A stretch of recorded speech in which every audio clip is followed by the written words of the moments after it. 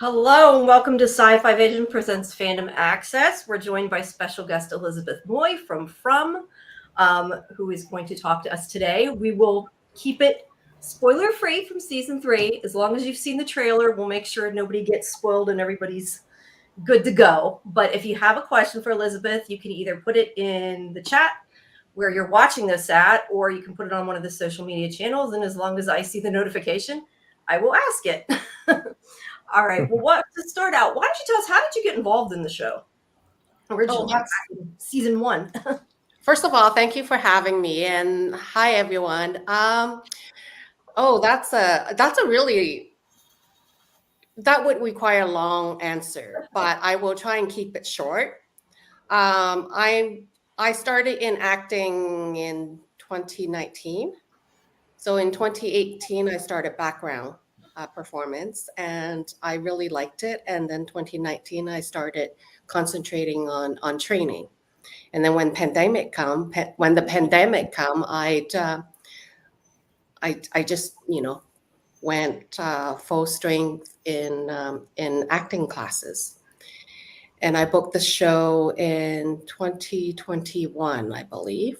First season was 2022. So like any other actors, I went through auditions and then, as an actor, once you put in your audition, you don't think about it, you just move on because, it's almost like once you put in your work, you don't think about it, then you'll be fine. Otherwise, if you draw into it, then, sometimes we may get into, I may get into a negative place where I don't want to be. So anyways, I put in my auditions and then went through that waiting and that whole process, and I booked it. That worked very good. So the one thing I wanted to ask you really quick is, how far in advance do you know? I mean, like, are you guys given scripts, or do you find it? Maybe you find it easier not to know. I don't know. I know actors are different. We actually don't know very much. We probably get the script maybe 2 or 3 weeks before we shoot. And pardon me. So I know you for some reason echoed for a second. You're okay. Go ahead. Oh, sorry. Yeah. So in terms of how it works with we do block shooting. So every block we shoot 2 episodes. And so we don't get the script for the 2 episodes until when we're about to shoot. So yeah, we don't know very much. So you're in the dark too, huh? We definitely are. Yes. Right. And so with such a big cast, sometimes characters don't appear in every episode, right? There might be an episode where characters don't appear. Then do you not get that script and you have to go around and ask everybody, oh my goodness, what's happening this week in the town? Well, actually in season 1, I didn't come on set until episode 3. So I didn't really know what happened before, right? And so I asked production, I said, I need to know because, in order to do my job, I need to know what happened. And so I got the first 2 episodes and found out that, actually my husband died, right? And so that backstory came alive to me. And so I kind of know what happened before, because otherwise, how can we do our job, right? So there's certain things that we actually need to know, but otherwise we have no idea what's going to happen, right? I was going to say, that's a pretty important thing you need to know to be able to do the part. Mm-hmm. AJ, you want to go? So as the seasons progressed, your character integrated more with the cast. Can we expect to see more of that going into season 3?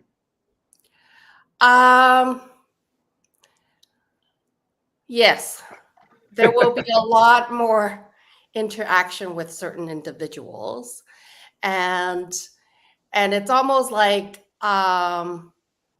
you will find out what happened because there's so many stories behind each character that it's gonna be amazing to find out what happens. It's almost like life, you don't know it about, what's gonna happen in 2 weeks. So it's kind of exciting to have that waiting period to know exactly, oh, what's gonna happen. I hope Yeah, that this answers. show is. Yep, it did. This show has definitely been exciting. Jamie, Karen, and I all met because of Lost. We all started watching Lost at different times. We joined groups. Jamie had a chat that we all came together, and we've been friends ever since. And I gotta, there's lots of shows that came after, like, oh, this is the next Lost. This is the next Lost. And I kept saying, everybody that says it's the next Lost, they don't even make it a whole season. And From is the first show that I've seen that I've had that same feeling of mystery since then. So really enjoy it. Oh, that's great. Yeah. No, it's having you guys coming alongside with our show that brings it to life, and with the viewer, with their engaging and investing their time. It's really makes this whole experience a whole package for me. Actually, I wanted to ask you a little bit about that, if you don't mind. So you are early in your acting career. This is one of your first like big parts, and you land right on this big show, this big piece of genre television that is like going viral, being really so promoted by the network. And I kind of want to ask you, like, what it's been like for you as a you had a whole other career as sort of like a business person, right? You were a professional working out in the world and doing your thing in the office, and you came a little bit late. You're not like a child actor. Well, like a child actor who moves to Hollywood when they're 16 and grows up in the life. And so I wanted to ask you about what it's been like to sort of as a fully formed person to have your second career like find such success so quickly, and what that whiplash has been like for you. I'm amazed. I'm very grateful for that experience, for this experience, because obviously I've been an HR professional for over 25 years, and basically I kind of retire in my other job. Well, not really retire. I quit so that I could be a full-time hockey mom. And then opportunity comes, and this is my life now. And I can't put all the credit in my own work or in myself. I think I'm a Christian. I believe in God orchestrating my path into this amazing career. And what really caught me when I was doing background, what interested me in terms of in the TV industry, is the synergy. As an HR person, I promoted, what your passion is, because you have to find that passion in order to strive in whatever that you do. And so I do believe in the passion that we have for whatever that we do. And also I believe in having a consistent environment for people to strive, whatever that is, because different people have different desire, different expectation, different needs. So how can you provide that environment for people to excel? So it's the synergy that really attracted me in terms of into the industry. And then as I was, doing background, things started to come back. And I realized, oh, when I was younger, I actually would watch TV show or movies, and then at night I would recreate different scenes, or I would create more scenarios after, or if I don't like certain things, then I would, it's all in my mind, and I would just play that imagination before going to sleep. And I remember sometimes crying because, it's so sad. And then I just make it more sad. And then sometimes I would be laughing because I just turned it into a comedy. But I guess that passion, that creativity just kind of disappeared when I came to Canada. And, trying to fit into the new culture, trying to learn the language and trying to meet new friends. And then I realized, the reason why my parents moved to Canada is so that me and my brothers could have better education. So once I realized that, I just thought, okay, education, academic, so I just kind of focus on that stuff. And then, obviously life came and that creativity, that the desire to make story kind of disappear until when I was doing background and things started to come back. It's almost like there's certain memory that you suppress. And then when the right trigger comes, then all those memories come back. So I was going to say, you talk about recreating scenes. Are you interested in doing things like directing in the future or anything like that? Or are you sticking to acting for right now?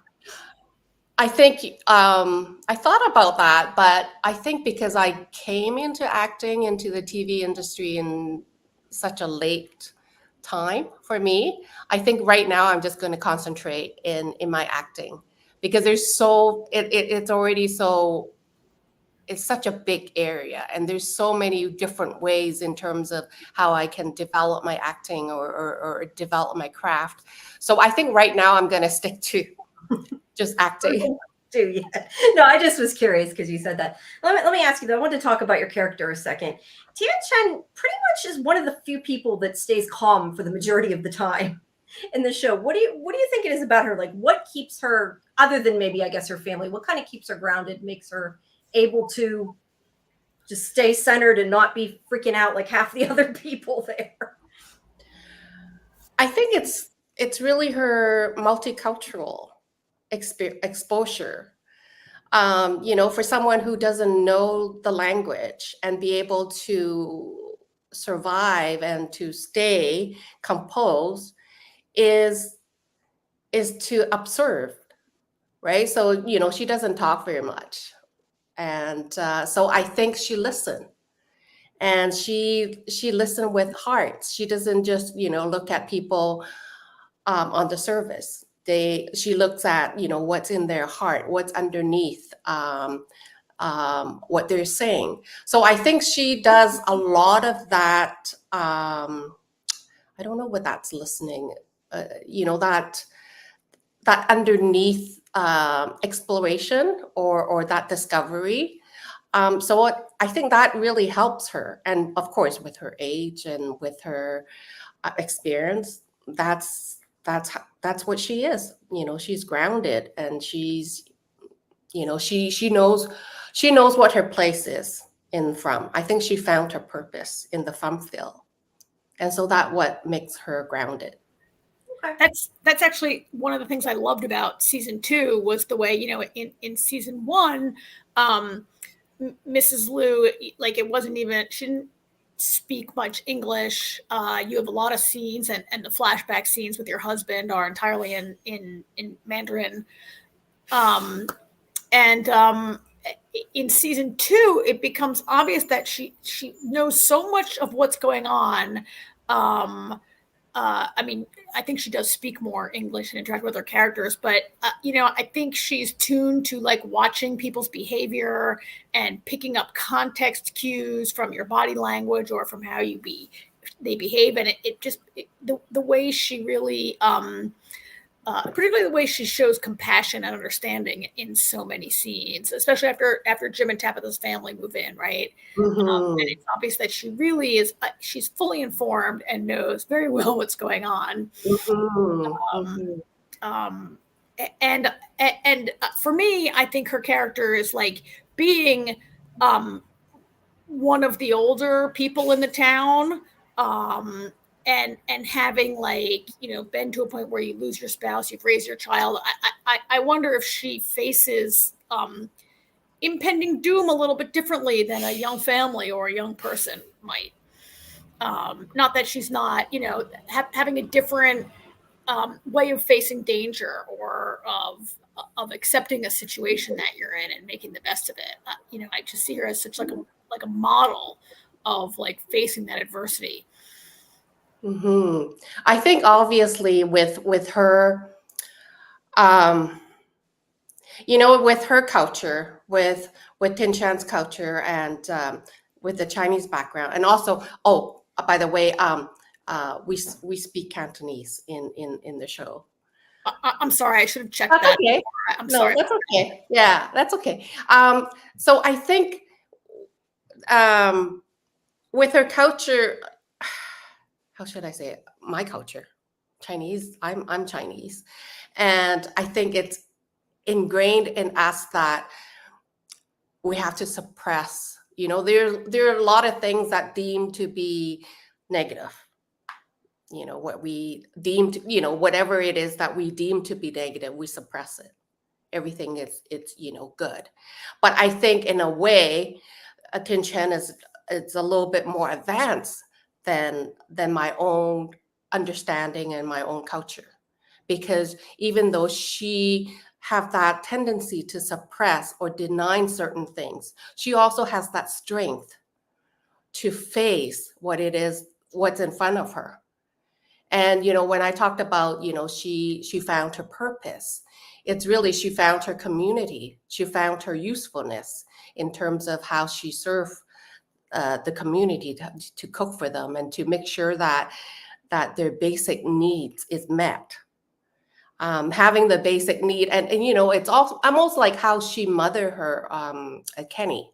She makes sure that his basic need it's met.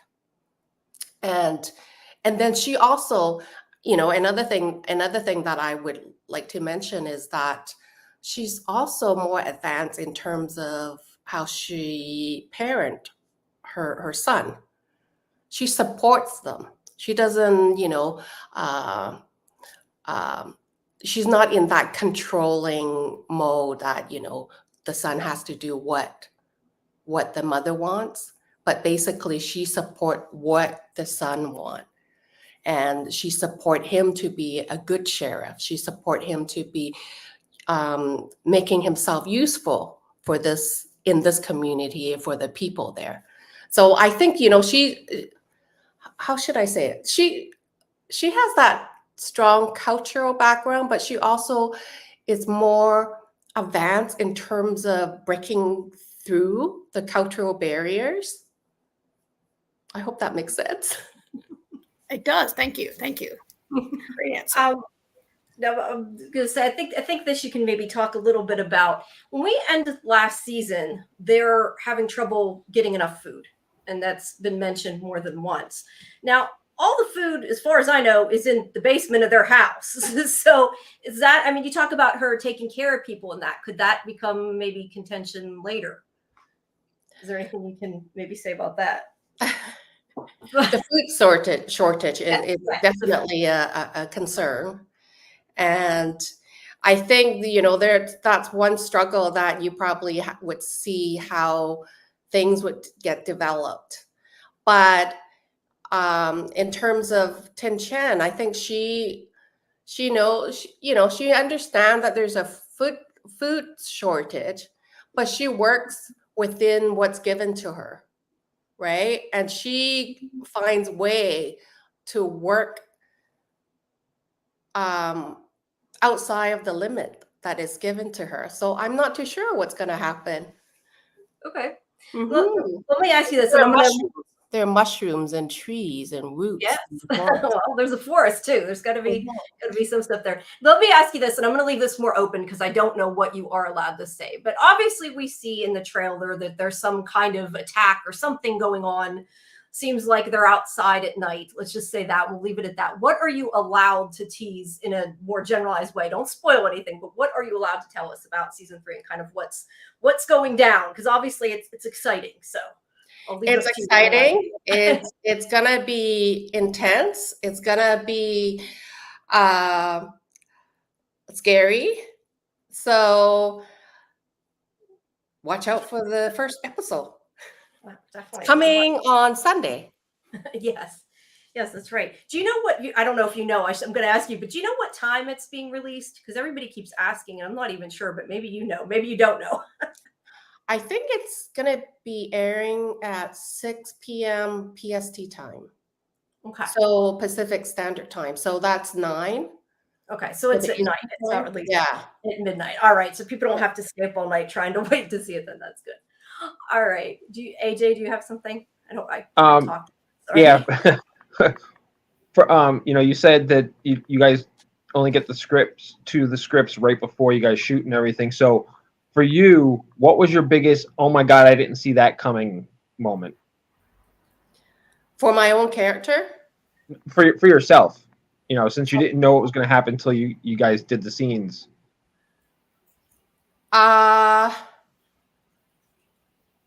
So just as myself, but not for my character, right? As a viewer, I Right. think you mean. Yeah, Just in general as a viewer. I think it was the bus at the end of season 1.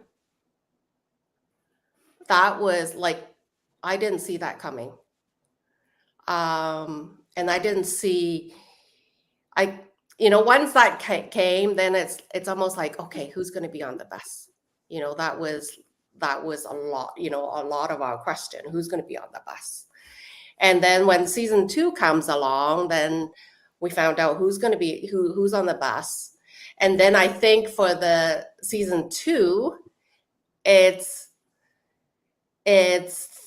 what shocked me was Tabitha got pushed.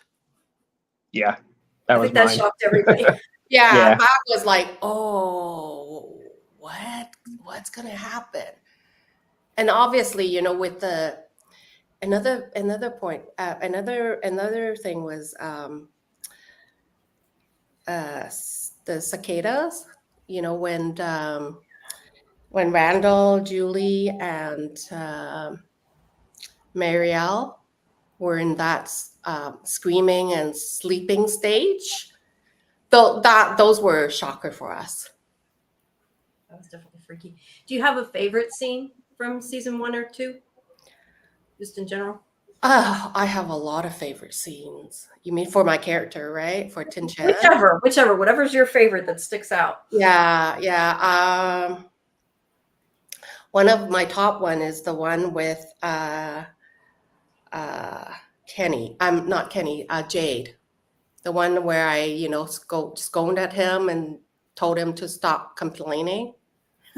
That's one of my favorite scenes. It's kind of light, it's comedic, it's a little bit funny, and so I really like that. And then some of my I like a lot of my scenes, but another one that I really like is the one that I told Sarah how she broke my heart, how she took something away from me. That was really heavy, and that was really that was I was gonna say fun to shoot, but it was really heavy to shoot that scene. But it was really satisfying. I just watched that scene today. Oh, I was rewatching part of the season 2.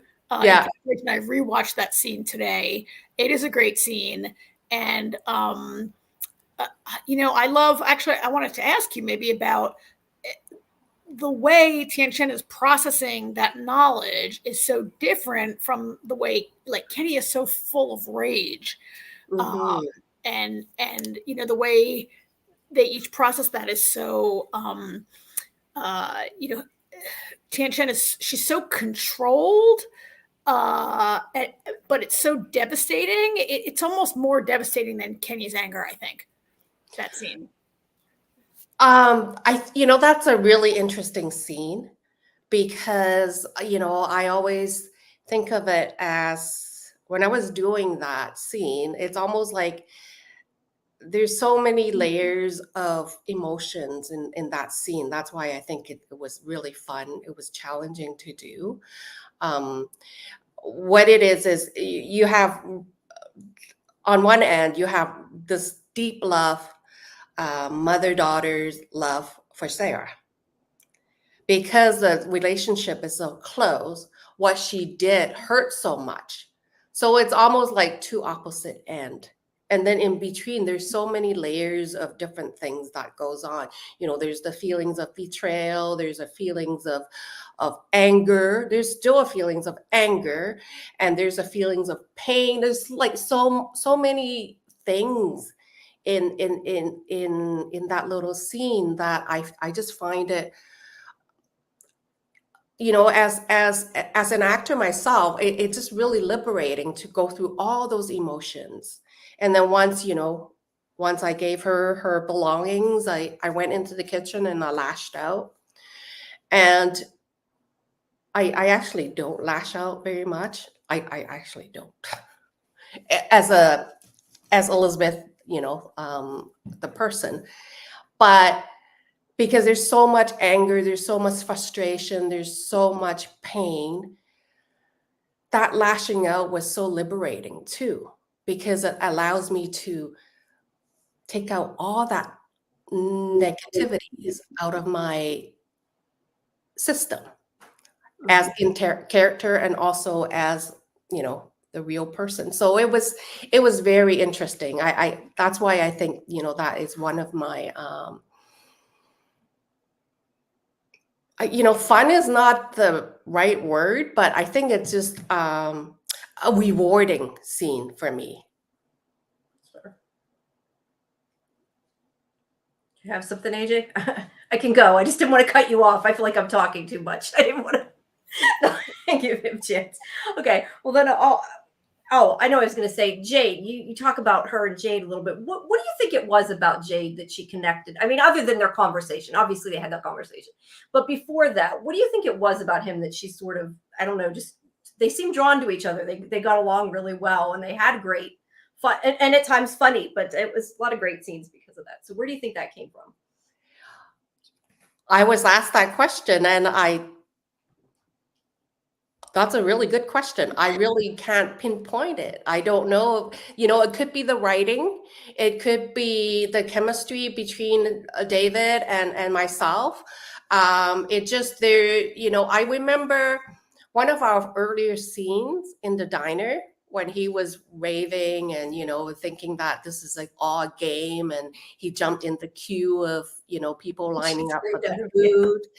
And, like all that setting and I know that when I was doing that scene, I was looking for something to pin at Jay. And obviously sometimes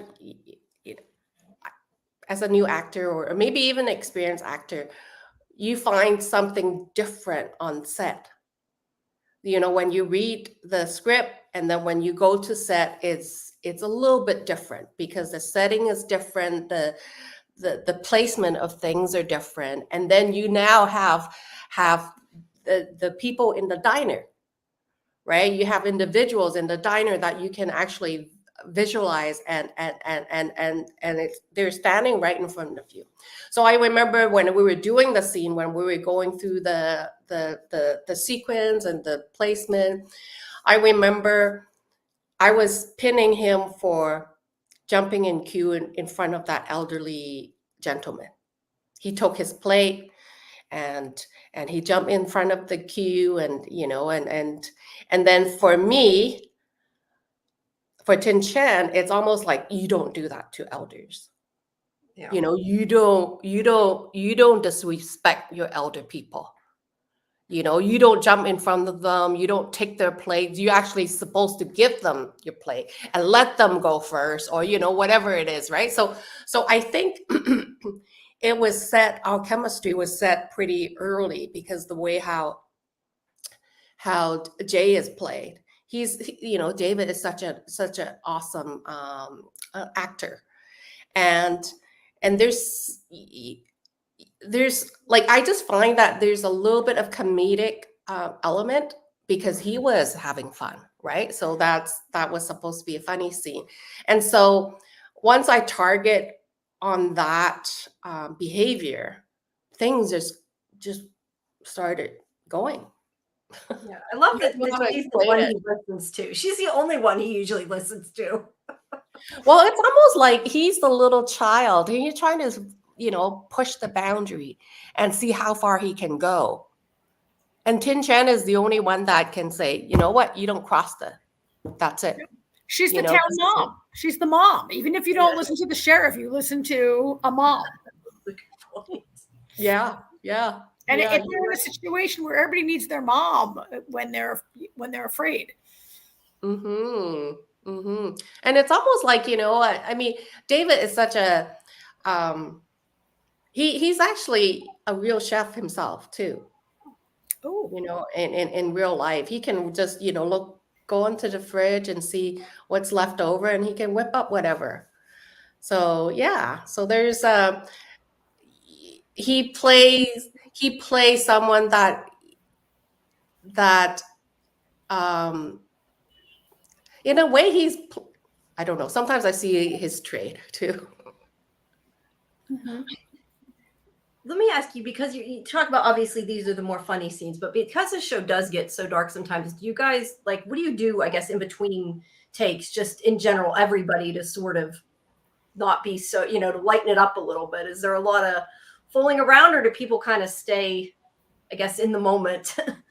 No, we try to get together on the weekends. On the weekdays are a little bit more difficult because different people may be on set on different day, different time, so it's a little bit harder to get together. But sometimes if we need to, like for instance, when Kenny and I had to shoot, then we got together before our filming, because we wanted to get together to go through our lines and stuff like that. So you do find odd times that you're able to get together. But yeah, on the weekends we try and go and have fun, go out for dinner, and I did a lot of crocheting and puzzling and music, and I learned how to crochet from Hannah, Cool. Julie. Very cool. Oh, that's interesting. You had a crochet character at the end of season 2, right? Or during season 2, Eldon comes in and he's a crochet guy. Yeah. You got a theme going on. Yeah. As well as on set. I don't know. I'm just thinking I so can't crochet. I've been trying to learn to crochet. It's not easy. So the other thing I want to ask you is, a lot of this season's about, obviously, the town trying to break people, but it's about fears and that kind of thing in general too, the show. What is it that like scares you, just Elizabeth? Just out of curiosity. I mean, are you a scary movie person and scary show person? Are you somebody who gets scared easy? I do. I jump and I scream. So I normally wouldn't watch horror movie, but it really, I'm learning now that horror it's a broad term. There's psychological horror, there's, physical horror, there's like gory horror. There's a big range of horror.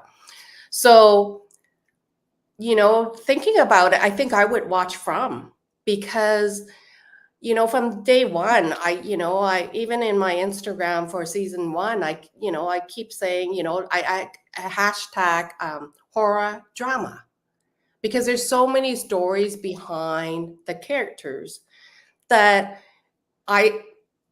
it is horror, because all the elements are there, the gory and the blood, everything is there, the suspense. But there's so many stories behind these characters, and they all have their own struggles. They all have their things that they're dealing with. And so I see a lot of drama too. So I definitely would watch From. It's got quite a lot of different kinds of things in it. Do you have, I was looking, that's why I'm like looking at my other monitor. Do you have, I don't know, maybe you don't, but do you have anything else that you're promoting at all besides this, or are you just sticking with this for now? Oh, you mean for project wise? Yeah, project wise. I know sometimes people can't talk ahead of time, and I don't know, you're busy filming, so it's hard to tell, but I'm just curious if you had anything. I just finished filming a short film in July. It's a short film. It's going to come out in November or October. I'm not too sure. So once it's out, I'm definitely will be posting it on my Instagram. But until then, I'm not too sure how much I could say. Okay, Yeah. that's why I asked that, and you never know if you can talk about it or not. Yeah, but it's another fun project that I was really drawn to. And of course, as a new actor, I would love to play all kinds of roles, different roles. But one thing that I'm really drawn to is it's immigrant stories.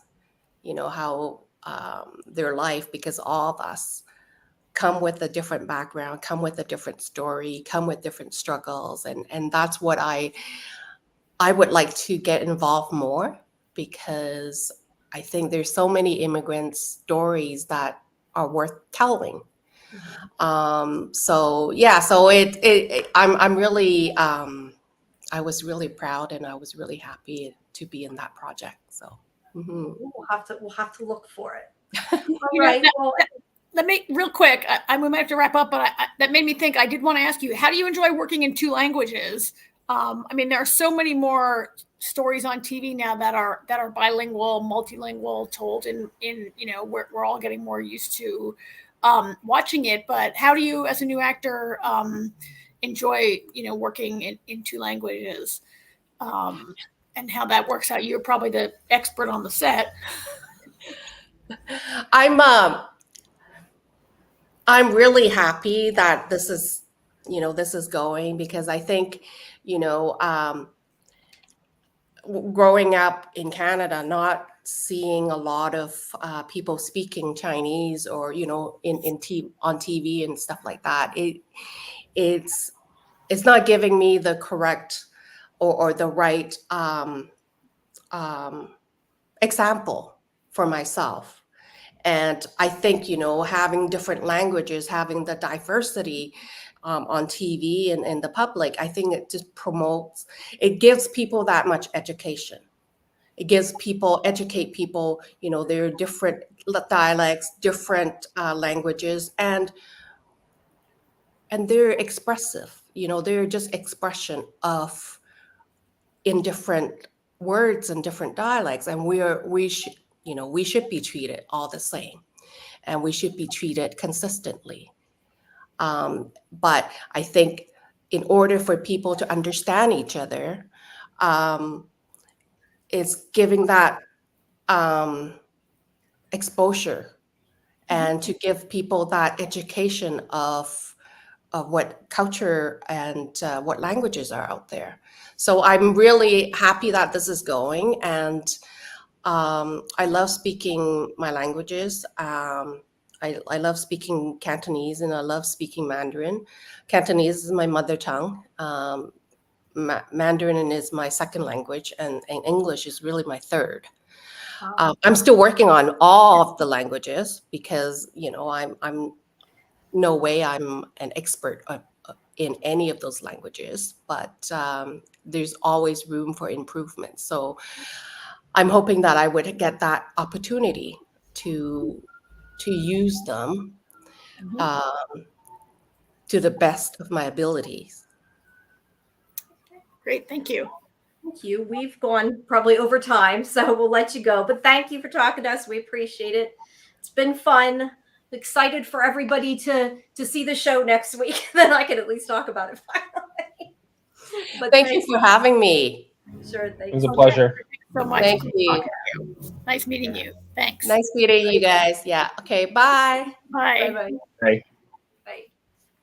All right. Let me see if I can. Oh, that was great. That was so much fun. Yeah, Oh, it was. I'm trying to there. Yeah, there. There we go. I'm trying to put it back. What happened, Karen? All of a sudden. You're good. You're good. Well, before we go off the from train, I was going to ask you guys. I know we can't talk about next season, but since it is coming up next week, what are you guys looking like? What are you most looking forward to seeing about the show? What are your big questions? I guess. I just lost. How the hell Tabitha got outside the from zone? From zone. I mean, that's probably everybody's biggest question, but yeah, I keep going to say off the island. I have to keep watching. That's one way to do it. To go to say that Probably happens, especially if you're talking to Harold. Yeah. What about you, Karen? Yeah, I mean that was a very lost kind of. I mean, that was a very lost kind of moment, right? And I assume she'll have her "we have to go back" moment. I mean, I'm looking forward to that. Season 2 like pulled so many weird kind of. I remember talking about it last season. We were like, "What's with this music box? What's with this ballerina? What up with the cicadas or whatever?" And I mean, I'm maybe looking forward to a couple answers. I don't have to have all the answers to everything, but maybe They just have to be good answers. I mean, I'm looking forward a little bit more to the food shortage also, and the way we saw it starting to become a struggle for resources, and the whole like we were there first, and these new people on this bus came and we don't have enough food for them, and like. And how do we decide to be fair or to screw them, right? Well, yeah, or do we? Like, I'd like to think I wouldn't be that person that would be like, we were here first and this is our food and you all new people, whatever, I mean. Dale, huh? Is his name Dale? Dale. I'm interested in how that might, like, pose a new danger, like how they might start to tear themselves apart just when they most need to be sticking together, right? Yeah. I would say I kind of was with AJ. I wanted to know what was up with Tabitha leaving and what that means for the show, how that could change it. Because, I mean, they don't know she got out. So I guess it doesn't necessarily affect them at this point. But I don't know. It's interesting. And you kind of wonder. Tabitha doesn't even know she got out. Well, we know for the last few seconds. She don't know what's going on. Yeah. She's in that hospital bed at the end. But yeah, I'm also curious to see if they're going to I guess change things around again, because I feel like season 1 was mostly the monsters, and season 2, like you said, it was the music box. It was a whole bunch of other things. So I'm curious if there's going to be a lot of other new, what kind of things we're going to get. That's the great thing about this show, because of the whatever's causing everything, they can play with any avenue. So you never know what's going to show up. Yeah. I'm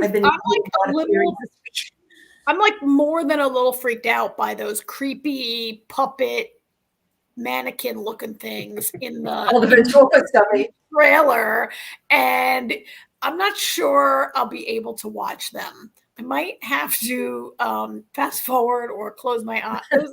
They're a little like Blair Witch looking kind of, I don't like. Oh, those things too. Yeah, I don't like those puppet head things that we saw. I don't like the totem things. I don't like that pile of rocks that Tabitha was making.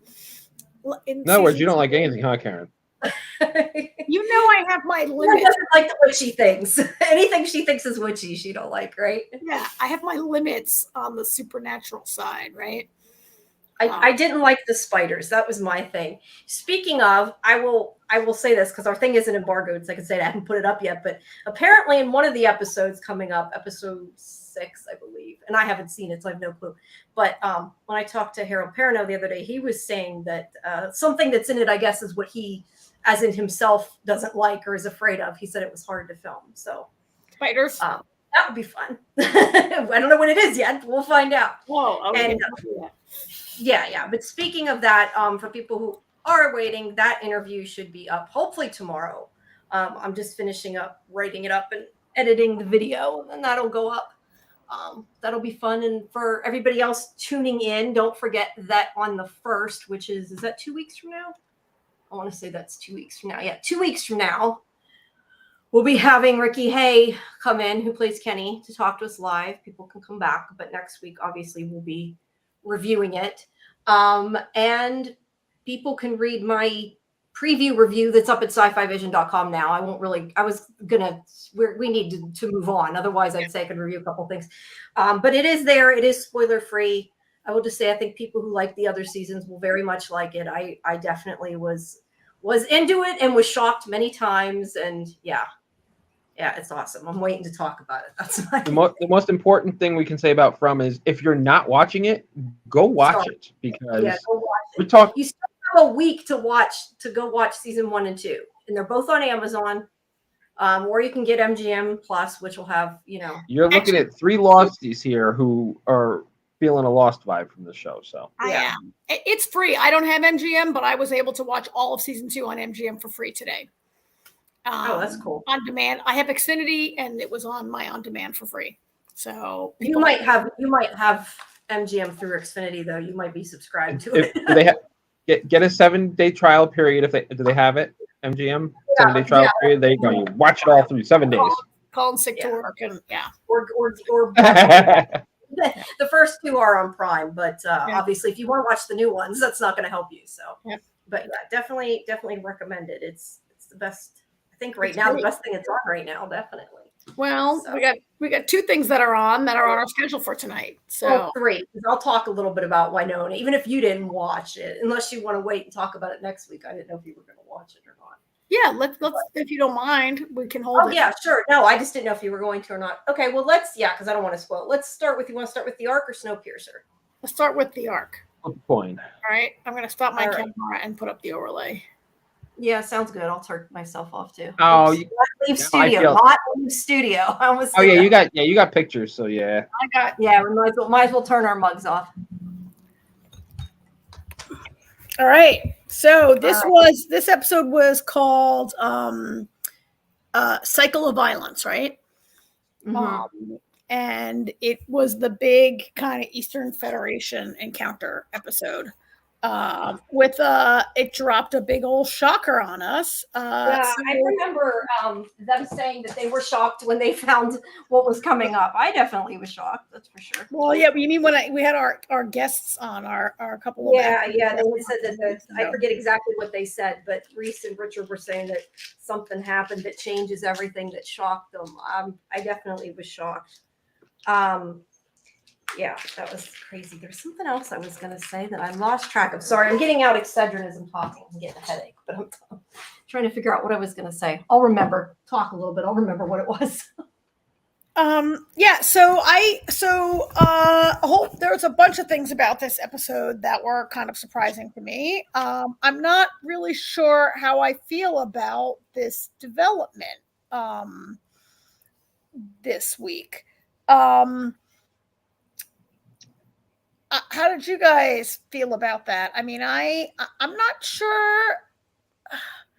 Well, I liked that they finally told more about the Eastern Federation and like why they were fighting each other. I don't think that's what she's talking about. I know what she's talking about. No, I know what she's talking about, but first you talk about the death, I'm assuming. Yeah. Before we get to that, because that's kind of the end, I'm just going to say I did like that they finally told kind of what it was between us and them and why they were fighting and everything. And obviously it ends up that we're sort of the bad ones in this scenario. I mean, we there's no we. There's no we. The GSA. The GSA. Yeah, okay, yeah, I'm not saying we. You know what I mean. I'm saying we as in opposed to not Eastern Federation. Our character. I'd rather be. I don't know. I might want to be Eastern Federation. Yeah. I mean, we definitely have a. Never mind. Sorry. Go ahead. No, I was being a smart ass. No, I was going to say, this is another one of those conversations that we have on a lot of shows about, the morality and how many lives do you sacrifice to save somebody else. And obviously what the GSA did was absolutely horrible. And now we, think maybe they're not so bad. But at the same time, I'm watching it and I'm thinking, yeah, but I also kind of can see their point of view too. Like, I wouldn't want to be on that side and I wouldn't want to be making that decision and I wouldn't want to be killing people. But if they're saving the human race, like, where do you draw that line? without having that experience, it's not something really you can say. But it's an interesting discussion, and I know they won't go in depth in this show. I highly doubt. But there was a lot that was left unsaid. So there was like, oh, they're going to build a bioweapon to kill 6 billion people. And so that the remaining, I don't know, right now we have almost 8 billion people on the planet. So that the remaining. Yeah, it's not even, they're killing the majority unless they have a lot more. I mean, I'm sure in the future they have more of a population than we do, but still, still seems like a majority.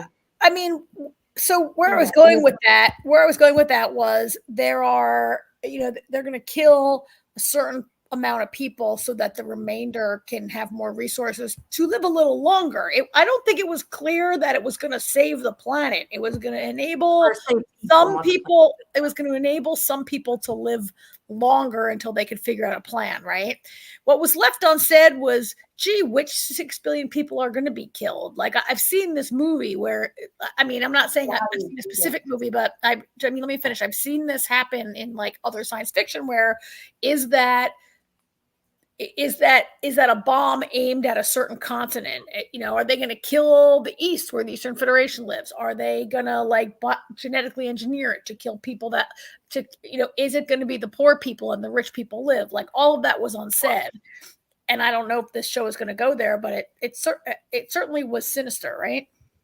It was. I feel it was implied, especially by Trask, who was going to be saved and who wasn't. Or Trust, I mean. Trask is bad guy in a different franchise, yeah. I think it was implied, and Trust was like, oh yeah, I was working on that too. That was a good idea. Right. We're not surprised that he was wanting to do it. Unfortunately, one thing that is also unexplored, with Lane's death, the struggle with his father, his father was on the moon base where it was happening, and his father was a part of that. And by killing him, they won't show his, I don't know. His struggle with who his father was, I guess, was a little bit of a red herring of a storyline. He was angry about. Oh, I'm echoing. I'll just mute for a minute. You guys talk. I think with Lane, all right, so I think in a way he was kind of resolving things.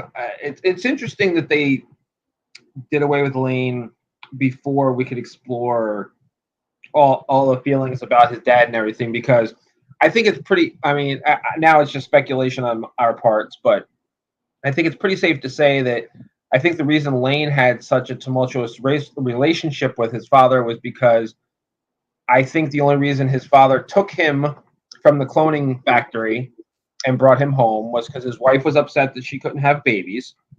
So he said, here you go, here's a baby. And I think that's why he never really looked at Lane as his son. And we never got to see Or he thought, I grabbed the wrong clone because you're a dumbass. Obviously now we're not going to explore that. And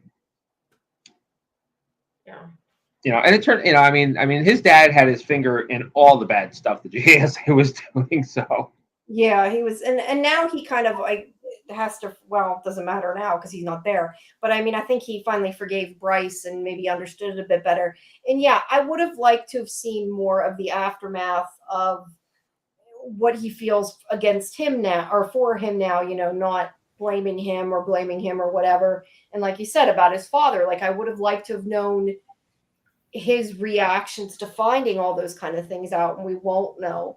I mean, on the positive side, at least the actor's still going to be in the show. There's that. Well, also we're losing that ship too, but I mean, I guess there's the clone. But now, actually, that's funny because I thought of both of you when Lane died.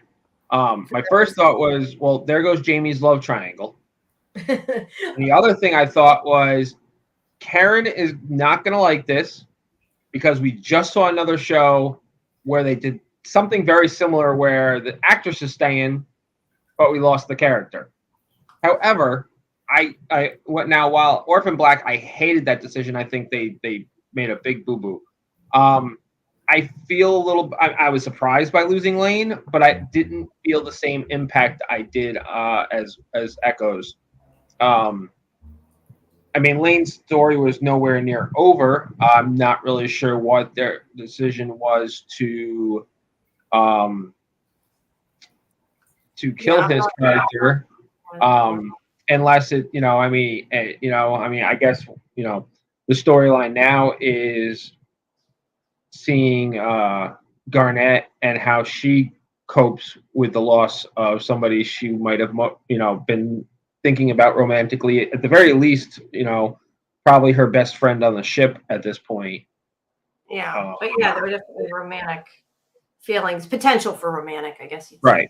I just want to, before we get too far ahead, I want to put up Ark's comment about that it was implied that it was the rich that would live. I agree with that. I think that's what they were kind of implying. Yeah. The only thing I take with this show, and I said this when we were all chatting about it, I don't understand when they're, to begin with, in the future, they have, all the tech and everything. Why could they have not done a live liver transplant? You don't have to have a dead person to get you don't have to kill somebody to take part of their liver. They could have done a partial transplant of even whether it was Lane or even of the clone. Lane was going to die anyway. Yeah, I know. But why not take the one kidney or whatever from, because you can live with one kidney, right?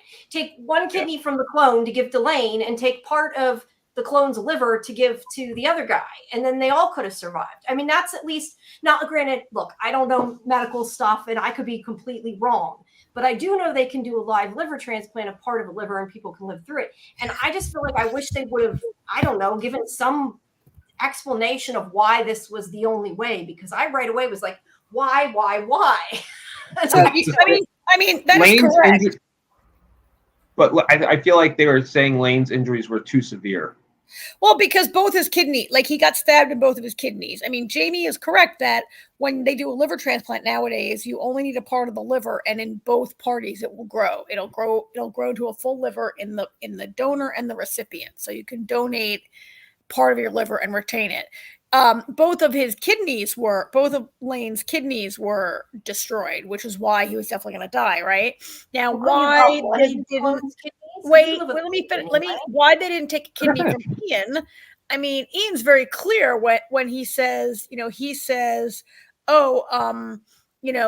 can, we were designed to be organ donors, and Dr. New Guy says, oh, that's nice of you. That's nice of you to offer. And Ian says, oh, I'm not talking about me. I'm talking about him. Ian doesn't offer a kidney. No, he doesn't. But I think if they said to him, we won't kill you, just give us a kidney, I would think they could talk him into it. I don't think so. I mean, I think that, I mean, a person should never be talked into donating an organ. It should always be freely given. TV show, I'm allowed to say that. In the tie him down and cut his kidney out. It should always be freely given. We don't know if he has to. They've always been, we don't know if he has to. And I think that a person who is raised in that environment probably is very resentful and suspicious of organ donation. And, there is risk living with one. And, I think it would have been helpful sorry, there goes the ambulance going by. I think it would have been helpful if they could have dropped one line of dialogue that said,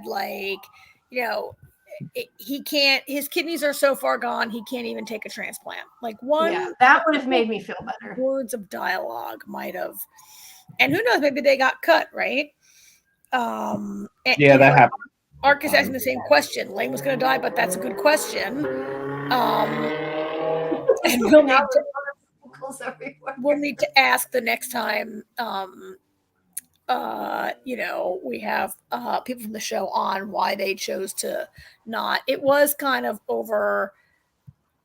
a little rushed and oversimplified. And I wondered also why they did that. I really am with AJ when he says Lane's story wasn't nearly over, and their decision to kill him is kind of shock. Sometimes when you can be like, okay, that character died. Like when Kat died, like, okay, we liked her, but her story really was over. And like, what was there really I disagree with her except taking up space and making a joke now and then? So I kind of feel like, was he killed in service to Garnett's storyline? And like now we're going to see. I know what I think it is. Are we going to now have to watch Garnett have lost her? So when I like downloaded this photo and put it up, I captioned it BFF, like she's lost her. Did we think that might be going somewhere romantically? Yes, maybe, but mostly they were best friends and the person she relies on most, and her second in command, right? And so, was he killed in service to her character development? Do you think? Highly like. I mean, that's what I mean. Where else is it going? I mean, what other? I mean, don't get me wrong. It's going to affect Bryce too. Yeah. He's Bryce's best friend also. And so the actor's staying, and I guess they did kind of elevate. Ian got this role as the chief negotiator, where they're like, "Oh, you're the perfect impartial party, because you hate everybody." He was equally. Yeah. I think his role is probably going to expand now that Lane's gone. I mean, I think it is, and yet he's not qualified to be bridge personnel the way Lane was. No. And so, well, to be fair, none of them were really qualified to be to get the roles they got. They got it as everybody else done. They were all lieutenants in the GSA and trained for. Whereas how the clones learned how to fly a ship, I don't know how they even know how to fly a ship, since they basically were never out of a lab until they hijacked a ship. But whatever. He doesn't have to be a higher up to still be in the show more, was my point. Well, but I'm wondering what his role is. He's not a bridge person. Like all of Angus Mark is saying maybe Garnet and Ian will become lovers. Yeah, they might do a romance between the two of them. It still makes sense. Well, they could bond over Lane's death. I guess to me that would be false. Ian just met Lane a couple days ago and isn't really like. I don't think they're going to. It's his clone brother. But eventually maybe. Listen, I didn't say I liked the idea. I just said it's a possible direction. Yeah. I'm saying I think it would be a false equivalency. She's lost her best friend. He's lost. Okay, it's a clone of you, but he's got lots of clone. He had lots of clone brothers, and barely knew Lane, and he hates the GSA, and he hates that. He's not a. I don't see. I have not noticed any kind of spark between them. Not that there was a spark with Garnet and Lane, but there was a developing thing there over a couple years, and I don't think it ever was like a physical, not that it wasn't physical at all, but you know what I mean, that it came from another place. It wasn't like, I see you, you're hot, let's get together, right? Right. They were friends first. Yeah. So, and coworkers and colleagues and whatever. So yeah, I don't know. I think it's possible. Maybe next season. Art brings up a good point. If they don't trust Ava, Ian's engineer. Oh, yeah. In the interim, it's probably helpful that he's there. Whether he'll keep the job, I don't know. But I think Ava's right back in. Ava talked to EF. Yeah, she saved the day. I think at this point we know that the Eastern Federation wasn't bad, really. So, well, that's not entirely true. They still did bad things, but so did our side. At least we're assuming what did they do. That was, I mean, they're the opinion that they still killed people for their cause. Again, does that make them wrong? Not necessarily, but I think she should be back in. I totally think she should be back in. I mean, I think she is. I mean, you think she should be probably. Like, you think they should let her, or you think she should be like, we'll see I don't think we should hold her back because of it. They know they were wrong. I think I've discovered something on tonight's podcast. I think we've discovered that Jamie's part of the GSA. But she keeps referring to them as us. I always do that with the show. There's the we are the main the main characters are we. The what they are GSA, so I say we. Sorry. Yeah, I mean it's never really been said what the Eastern Federation has really done, except for they're terrorists, they're dangerous, they and they supposedly were going to attack the moon with good reason. We've now learned. Yeah. Ooh, excuse me. Yeah. So, I don't know how other people. Oh wait, I have to. This is in all caps. I agree, AJ. I think that's. Mark, I don't know what you agree with, but okay. I believe she's agreeing that Ava will be right back. Or the Jamie's GSA. Or that Jamie's GSA, yeah. I really do say, yeah. We had this other thing this week with Angus. Poor Angus. Poor Angus being drawn to Kelly. And it turned out to be sort of a red herring. Like, he was drawn to her because her nanites were being called home because she needed. Which I thought was kind of cool. It was kind of cool. It was kind of silly, but he's drawn to her, and you think he's kissing her, but he bites her lip and transfers the nanites back to her, and boom, she's healed, right? You see that coming. I kind of saw that coming, that he was being drawn to her, and that's why he was seeing her. I did see that coming. I mean, I saw him being drawn to her. I thought there'd be some better storyline payoff than like, oh, he just had to transfer the nanites and now she's fine. Like, I thought, like, could at least Alicia have seen it and be mad at him? Or... Yeah, I was totally expecting that. I was expecting when he stood up, I was expecting Alicia to be like, "What the hell are you doing?" She said that was uncomfortably weird. It was uncomfortably weird. Well, it was supposed to be. And she also meant that I was GSA, yeah. It was uncomfortably weird. It was supposed to be. It was. I just meant that I kind of figured it was because she needed the nanites because I figured she's missing some. So I think that's kind of silly. But so what if she cut her finger and bled out a drop of blood? Would she never be able to heal because a nanite got out? I mean, it's kind of dumb.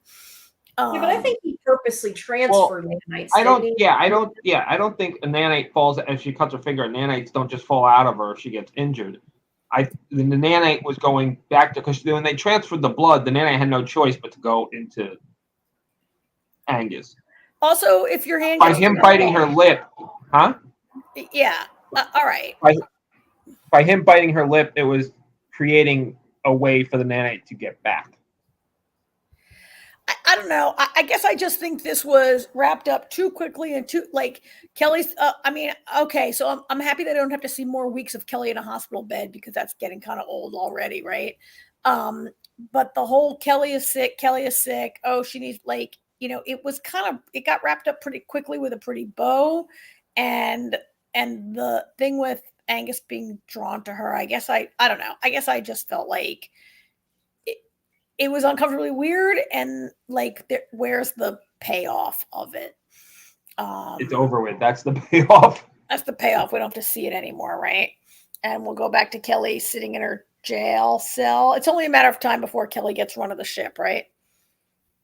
I think she might already have run of the ship after this. Yeah, she might. She might. These things are being resolved.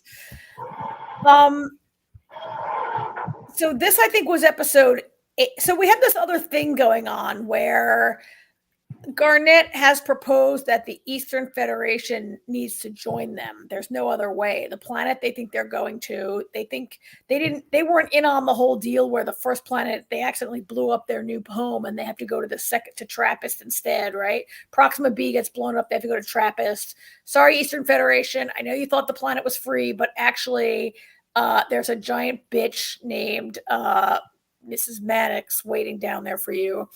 And she'll definitely blow you up. So you have no choice but to go with us, right? And there's all this with the guy getting stabbed and Lane dying. But in the end, he's going to live, right? Certainly they're not going to sacrifice Lane and have this not work. No, he has to live. If he doesn't live, then Griff and Strickland don't live either. Oh, yeah. And they have to live. So he'll live, and then I guess the Eastern Federation is going to be there. They're going to fly around together now, right? She's like, you guys fly off and hide, and we'll go down and make the introduction, and then you come back, but you're going to have to give up your weapons for it, right? This is her plan. So I'm not sure. Anybody got any thoughts on where that might be going? Oh, it's going to backfire. Oh, I I'm could. sorry. It's going to backfire. I could totally see Garnett and her crew being taken and put in prison. We lost Jamie. We did lose Jamie. She's gone. I don't know what happened to her. Evil. So you think it's all going to backfire? It'll totally backfire on her. Absolutely. Hi guys, sorry about that. I just all of a sudden my computer completely lost power. It did that to me the other day too. I think my motherboard's going bad again. But anyway, hello. Sorry about that. That's okay. So AJ thinks this big plan of Garnett's is going to backfire. Her plan of like, oh, don't worry, I'll go down there and tell them you're coming, and it'll all be fine.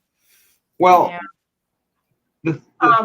the thing I've started to notice, I mean, I'm not just starting to notice about Garnett, but Garnett kind of leads by the seat of her pants. I don't see, I especially lately, she's making decisions in a matter of moments without thinking through things first. And I had a specific example a second ago in my brain, and it's gone now. And she doesn't consult her. The scene. Well, the scene with when Strickland was like, "I'll go," and she's like, and he's like, "And I'll take Kimmy," and she's like, "No." I mean, that was good advice. That was right. She goes, "She's a freaking EF Hunter," which is why she would have been the perfect person to go. I think that would have been better than Griff. No, I think Garnett felt that she would not be capable of reaching any kind of a true negotiation or compromise because she's too biased and too ideologically inflexible. Yeah. I mean, I think she has good intentions, but I definitely don't think it's going to work out the way she thinks. Because I mean, it took how long just to like get a couple people to listen to her, and look what happened. They had a couple people die or almost die, and now you want to, convince a whole big group of people. It's just not gonna. Well, I mean, I think that maybe is that's going to fall on Ava to save the day. Maybe again, right? She's the Eastern Federation person who maybe can talk to them. She already did once, and maybe it will fall to Ava it's going to fall to Captain Vega to convince his crew, right? And Convince them. Yeah. I mean, to convince the rest of the GSA. What do they have to be convinced about? That the Eastern And Federation people can be trusted and not to kill them. Yeah. Well, how are they going to, but I don't know how they're going to kill them. You mean she has to convince Maddox when she gets to the planet? She has to convince her own crew. Yeah, well, they don't have access to weapons. They're not coming aboard. I should have said Maddox. That was more what I understood. I understood you. I didn't. I thought you were talking about the people aboard the Ark. Not the people as the masses, but the people as the leaders, the ones that are at the top. So yes, Maddox. They go along with everything she says. She never has to convince those within 2 minutes, her entire command people always give in to her. The people on her ship, yeah. That she's always like, she's inclined to trust everyone always, and they always go along with her. That's not true. Bryce is always mistrusting everybody, rightfully so, apparently. Well, he gives in. They've never not gone. They've never not gone with one of her plans. They've never overruled her. I mean, they really can't. He gives in, and but he gets to say "I told you so" a lot. I mean, it is a military organization, and you do, go along with your captain's orders. It's not a democracy. That's true too.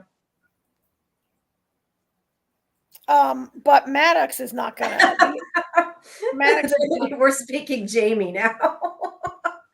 Sorry, I'm just laughing at what she's saying. Yes, good. You understand me. That's good. I mean, yeah. So this big death happened this was episode 8. It's episode 8. 9, I think. 9. Episode 9. Next week's the finale. No, there's 13. Remember we had this discussion. Oh, I keep forgetting there's 13. There's 13. So it happened pretty early in the season to kill off this main character. That's a little surprising, right? I mean, Ark reminded us that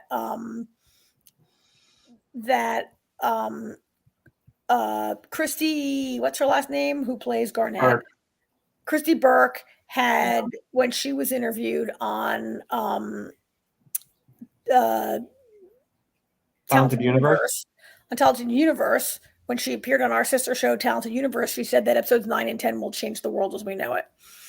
And so this was 9, and Yep. we'll see what happens next week with 10 also. And then we'll have 3 more. I'm really usually killing off a main character happens in like the last or the second to last episode, right? Actually, in this show, it happened in the first episode and now in the 9th episode. They're breaking all the rules. They're going crazy over there. I don't know what's going to happen. Yeah. We'll have to wait and see. I don't know. How do chatters feel about it? How do you, Ark? Anybody who's in the chat and wants to let us know how you feel about losing Lane in this episode, and drop a comment in the comments. That's a weird way to say it. Drop it in the comments. Is it I mean, I think we have to. I'm not in love with it.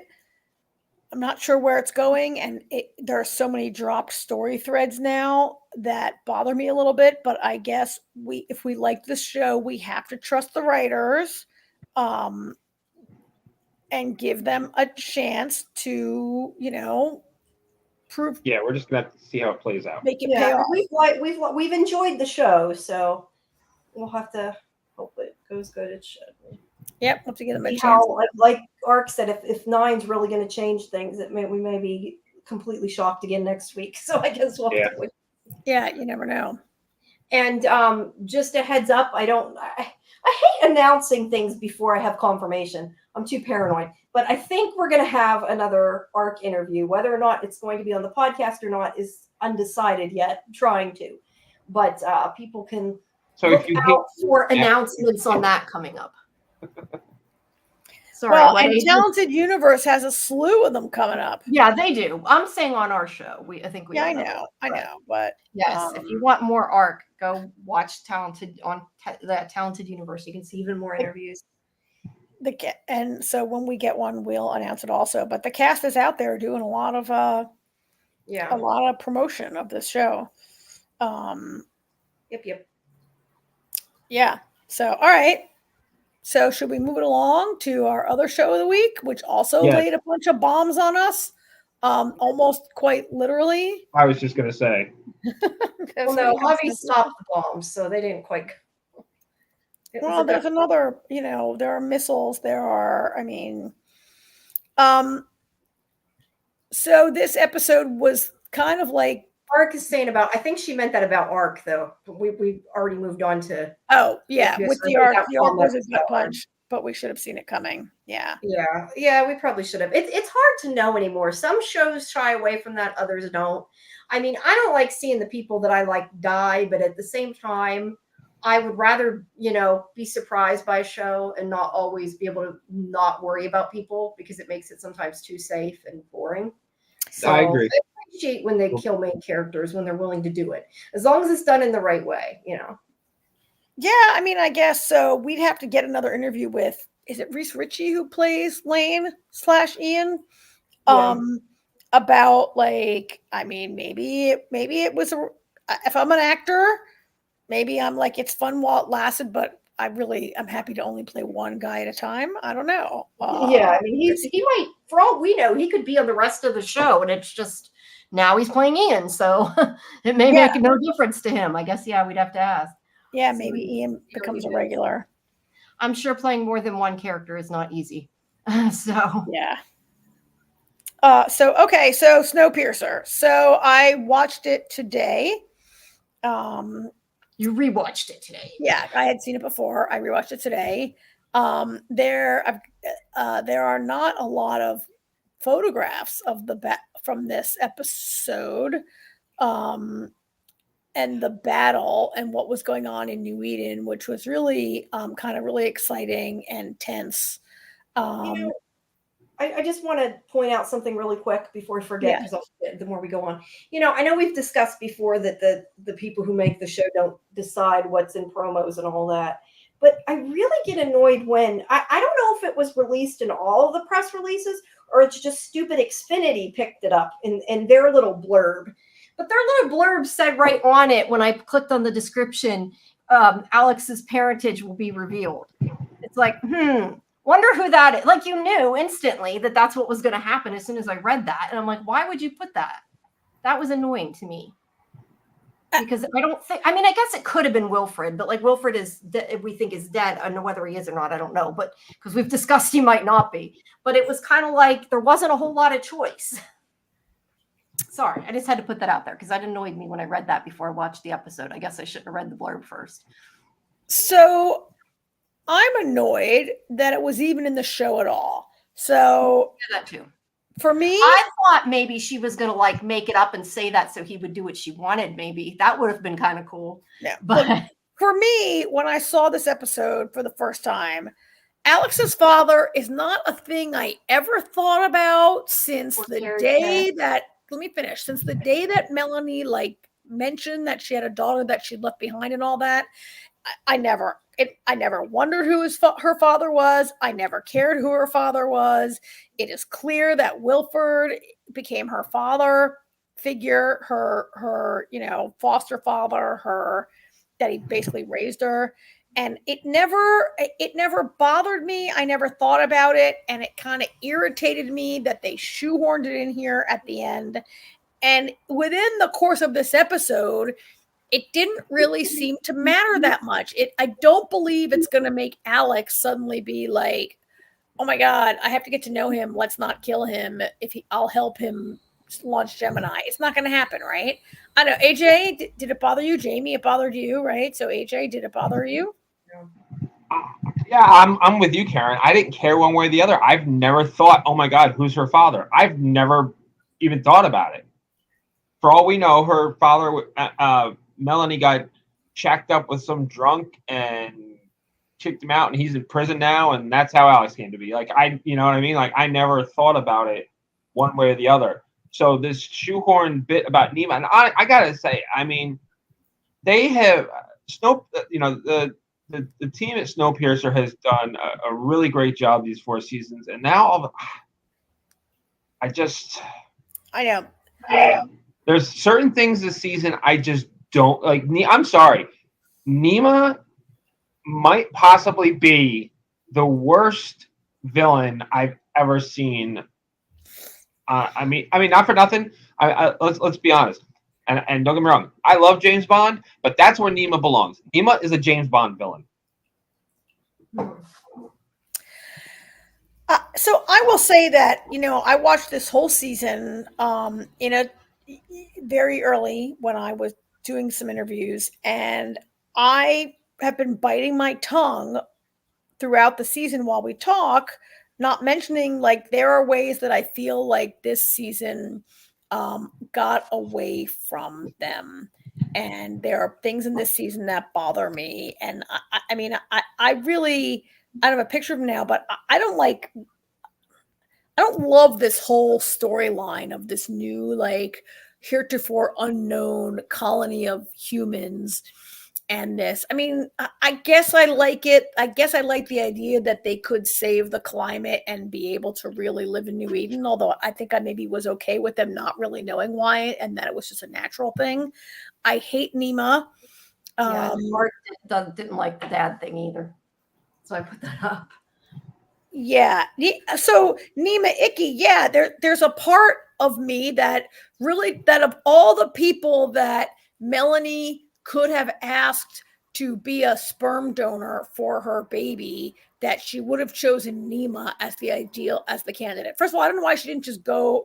I guess she didn't want to go pay the commercial route to the fertility clinic. She chose to pick a guy, which look, I know people who've done that and it never works out.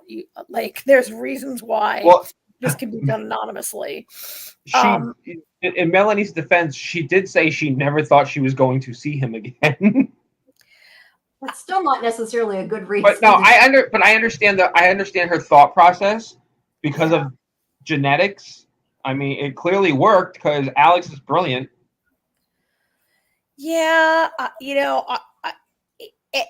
but see, she didn't say that. They gave that speech to Nima. Nima gave this very obnoxious speech to Alex about how there's nature and there's nurture, but nature is so much more important, and you got your brains from me, and blah blah blah. And I was like, okay, that is a. I mean, so that was really made him an even less attractive person. I don't mean like attractive romantically. No, I know what you meant. As a quality, like made him a lower quality human being. The whole time he was giving that speech, I wanted to like punch him, right? But it, like, if that's why why Melanie chose Nima for his big brain, then I would have liked to have seen Melanie give that speech. She did, but shorter. Yeah, I guess I'm just not buying did. it. She said there was never anything romantic between them, but she respected him and he was a brilliant man. That's what she said to Alex. Yeah, I still, so I guess that asked me to believe also how dramatically he has changed. And it appears that during the time that Melanie made the decision, he was already working on like C7 or what, C10 or whatever it's called, right? It's just hard for me to believe that Nima was ever a person that was better than this or different than this. I agree. I agree with you there completely. You don't just become this egotistical jackass overnight. Yeah, I mean, he had to always be this egotistical jackass, and I got a lot of problems with his character, and I got a lot of problems with this reveal even happening. I guess my main complaint is the one we've already complained about. Why did we need this information? Why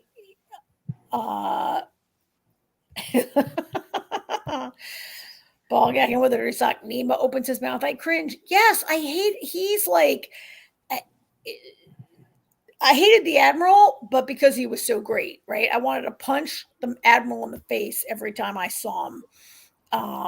He was a better kind of a psycho, and I just Nima's a worm. He what? He worked? He's a worm. Nima is a worm who doesn't really like work for me. And I question why the writers needed to waste my time with this. And could I have seen more people shooting and fighting? And could I get more Ruth on my screen instead of more Nima? I just felt like I would have I would have loved to have seen the power struggle between Wilford and Milius and Leighton just all the way to the end. I think that would have been more entertaining than this Nima crap. Yeah, it was a low point of the episode.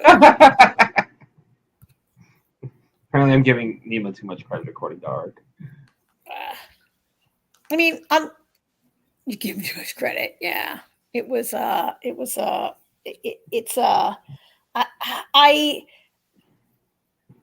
mean, on the high point, we did get, Jennifer Connelly is back on our screen. The episode starts and Artie says, "Hey, they could afford her this week." Yeah, Mel's back, and I guess she'll be back for the rest of the season. And the rest of the season, there's one episode. She's alive, so she'll be around next week. And it looks like it's, this was like Mel and Alex to the rescue kind of episode, where the two of them she has such a dead stare, doesn't she? I'm sorry, that picture's just funny. Yeah, Alex. She's like, oh. Not really? I mean, I think it's the way the picture is, but it's just funny. So they are under orders to connect the two trains. I don't really know why Nima needs both trains to launch his missiles. It doesn't really. Do I know? And I just forgot because I didn't really care, and it doesn't really make sense. Or I don't know. I didn't get that part either. So for some reason, they've explained it, and we've all forgotten. Because it doesn't matter. But no, it doesn't really matter. It was explained back by Milius way back when. Probably. So for some reason, they need both trains in order to launch this like soccer ball looking thing that Nema is working on, which I had to crop the picture. The whole bomb was in the picture, but I had to crop it to fit on here. I have to question that taking a bomb over a switch in the track, like jumping the track like that, is a good idea. Well, it's Because not. that could that set off the bomb? It just Well, seems like a not a good idea. yeah, I mean, it's a missile that is going to have this thing is going to launch, like this missile is going to shoot off this thing that's going to release the gas, right? I guess. I just feel like usually when you're carrying a bomb, you don't want to just like jump a train track like that and hope it don't go off. Well, ahead I of mean, time. modern bombs can't go off like that. Like a nuclear bomb, like you guess can hit with a hammer and it won't go off. It has to be triggered electronically, like from the Well, the computer bomb to go off. Hobby took off the track though. It went off, but I guess that wasn't because it was necessarily. Those were different. Those were explosives designed to create an avalanche. Those are different kinds of a totally different thing, right? At any rate, these two are supposed to be connecting the trains and driving the train so Nema can launch his whatever from the right place. And so Melanie, like the greatest engineer ever, who knows how to sabotage every single part of this train, they sabotage it to buy some time, right? I mean, in the meantime, the better part of the episode was this is last week's shot because there aren't any good shots, but the sniper attack on the town, right? Mm-hmm. How'd you guys like that part of the episode? That part was great. I liked that Till, how the whole thing with Till saving him and how she fought with what's his face. And Well, she yeah, ran. He's busy explaining it. She's long gone. Yeah, the scene with Oz. Oh, that was like really good. Was great. They did rock paper scissors, and then she lost and went anyway. Yeah. That was good, yeah. And she goes up and she gets to be the hero, which she has earned after all she's been through this season. Absolutely. It's nice to see that character get a victory. That was kind of exciting. Yeah, his conversation with the other soldier was a little weird, though, because she's like, who is this? He's like, I thought you were my ex-wife, or whatever he said. I forget exactly what he said, but it was a little weird of the conversation they had, wasn't it? And she's like, I'm just remember when he was in the mountain, when he was in the mountains, he thought he kept thinking he was hearing. Right. No, but I just meant the conversation he had about it with that random woman just was a little weird. No, he recognized her voice. She wasn't a random woman. He recognized her voice. Okay. I didn't realize it was supposed to be the same. Yes, he recognized her voice because because she sounded somewhat like LJ, and he had heard her when she was in the mountains, and that's when he thought he was going crazy. And he realizes, oh, it was you. You're the voice. I know. I didn't think about it being the same voice as being a female voice. That makes more sense. Yeah, he recognized her as being the same soldier that he heard over the radio. So they didn't provide us any photos of any of this, but then what happens is that Melanie comes into town and they all get gassed, right? Which turns out to have been Melanie's idea. Melanie's like, kind of obvious. It's kind of obvious. I kind of liked it because I have repeatedly complained week after week after week about Nema, first Milius, and then Nema being like, well, he actually even says this week something like, we have to kill few to save many. And I'm like, few? They're like, there's like hundreds of people in New Eden that you're going to kill to save, like, he makes this remark like, so that our people can be saved. He says something like, resume the lives we had before. It's all a little weird, but so it kind of made sense to me that, Melanie somehow Melanie talks him into gassing them. Somehow I wish we could have seen that conversation. It's like kind of an off-screen thing that she talks him into. Yeah. Gassing them instead, and maybe I would have liked to have seen that conversation because I'm the big complainer week after week that it just makes no sense that you're trying to save humanity by killing people. Well, the reason they obviously did it off screen was so that we have the big aha moment because it looks like Melanie turned on them. Yeah. And then it turns out she saved them. I don't know why they, Leighton does say earlier in the episode, Leighton says, like, whatever side Melanie is on, we know Alex is on our side. I thought that was an interesting comment. Yeah, because I'm thinking I would maybe trust Melanie more than I would Alex, is what I was thinking when he said that. I wouldn't. I don't know. It's hard to tell anymore. Melanie, hey, listen, season 1, Melanie was the villain. Yeah, but I mean, at this point, but either way, Alex, I don't know that I wouldn't trust Alex to do whatever her mother's doing just to save her mother anyway. But Alex chose to leave her mother and go with them. Yeah. I guess that's true. I would not trust Melanie more than Alex, but I think, like, okay, so it was engineered for us for them to think that Melanie betrayed them, and then you get the big reveal. But did we, the audience, think that Melanie betrayed them? I really didn't, right? I didn't. And maybe that's more what I'm feeling, but no, I didn't either. Right? That none of us had any question that Melanie was going to be on Damon's side. I guess my point is, as a character, a TV show, I would think that I would trust her because she's like the main character. Yeah, so that's what I said. I'm looking at it as the point of view of a TV show, not the point of view of I know these people, So let's put it this way. I would have been very disappointed in Melanie if she was buying that load of crap that Nemo was feeding her. Yeah, she's not that stupid. Exactly. The load of crap about we need to save a few, we need to kill them to save more. No, the load of crap that Alex figured out the problem and it's all fixed. Oh yeah. Yeah. I don't think he thinks she buys it though. I think he thinks that he can get her to do it, but I don't know that. I mean, she knows her daughter and she knows she wouldn't do that, right? Like, she knows Alex is more than capable of solving that problem, but she knows that Alex is not going to betray. I'm going to use Jamie's term here, betray our people. Yes, now you can say our people. Now I can say it. She knows that Alex wouldn't do that. Nema is just at this point just saying shit that nobody, believes. I mean, we know, I don't know, everybody in New Eden doesn't know what we know, which is that Melanie knows that the data is faulty and that the plan is not going to work, right? Mm-hmm.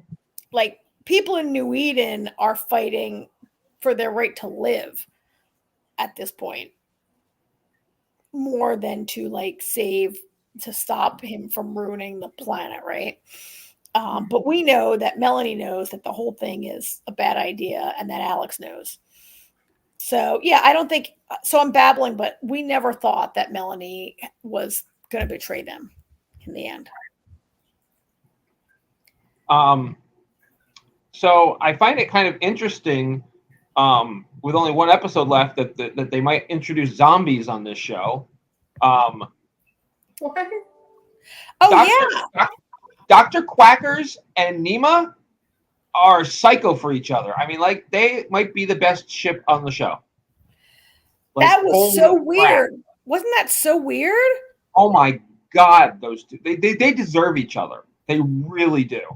Like, when they look at the dead body of his soldiers and he says, like, so this, I really didn't like this line where he says, we lost some valuable assets. And I was wondering that's a very Milius line to call humans valuable assets, right? Yeah, I didn't think of it as a Milius line. I that actually falls right in line with this Nema character, where he doesn't value, like, he talks about saving the planet, but he doesn't value life the way normal people do. Well, yeah, and we know that he's not really interested in saving human life. He's interested in, like, saving his reputation. Like, he's the guy who caused it, and he wants to fix it so he doesn't have to be the Not guy. just him, his whole team. He was just one cog. He was just one cog in millions. or thousands or whatever the fuck he said. Right, hundreds, right? All of a sudden he's very clear. But I mean, that's what he's after, is like absolving his own responsibility. Yeah. Except in a very one-dimensional way that we don't really get to see that. I don't see the dual conflict so much in this character, right? Like I see the obnoxiousness and the hubris, but I don't, like, we know that he's guilty, but we have to really read that into it to see why he's trying to solve it, I guess, right? But yeah, so he says we've lost some valuable assets, and like with your experience, found is what Orc said. With your experience, can you do something about it? And she's like, oh yes, everything that dies can be brought back, or something weird like that, right? Yeah, Ark says, she says what's lost can be found. Yeah, I don't know. I don't really think the show should have zombies. I agree with you. Who the hell? No, I don't really think that. I just that whole. It was definitely a weird comment. And you know what the funny thing is? Like, if either of them had that conversation with anybody else, it would have been really weird. But the fact that the two of them had it together, it was actually kind of normal. Yeah, but it makes it weird for us. I mean, like, it's like... Oh, yeah, absolutely. It's supposed to make it weird for us. But it makes more sense being between the two of them. Let's put it that way.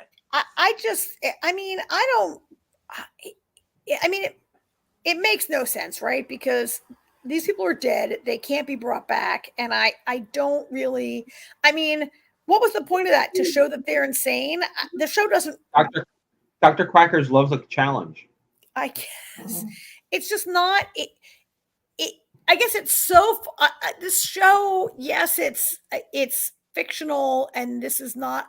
But they do situate it in a type of science that we can feel is believable for the purposes of the show, right? And then they drop in this totally not believable thing, like,